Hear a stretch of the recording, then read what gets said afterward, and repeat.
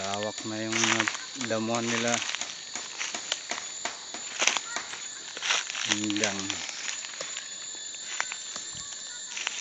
dito po natin itatanim yung okra ate.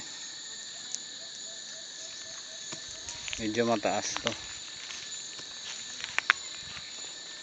mataas tong lugar na to. Doon sa may mga niyog na yan, mababa po yung lugar na yun. Asan doon yung mga talbos ng kamote tinanim nila. Itong tinatayuan ko mataas to, kaya pwede na nating pagtaniman to. Kahit bukas ng hapon lagay na natin yung okra rito.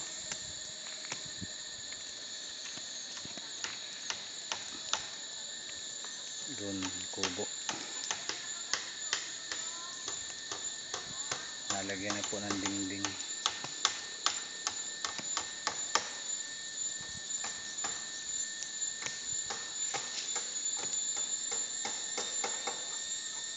Siguro pag nalinis ko na dito banda, maganda yan.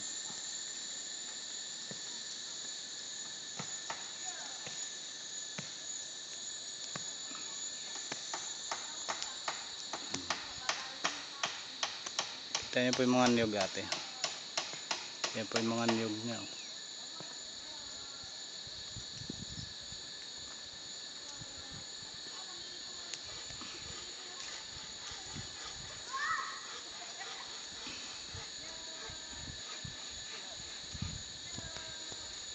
Ay, mga niyog pa yan dito. Ito po.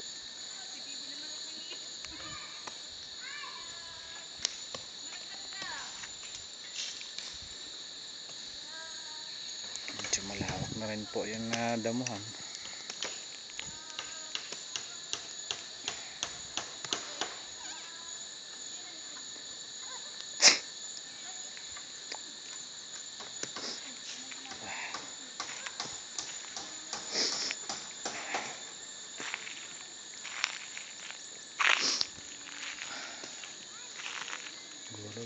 Ito malalim to dito.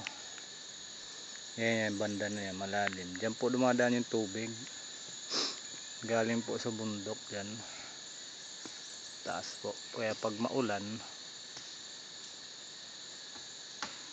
dito po dumadaan yung tubig. Sa gilid po yan, ng bakod yan.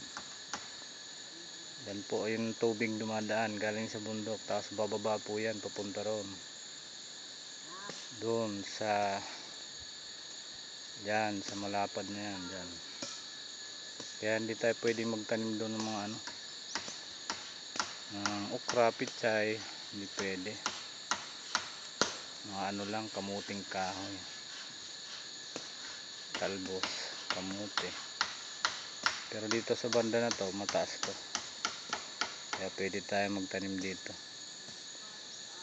Mga seedling natin. At siguro kalabasa pwede.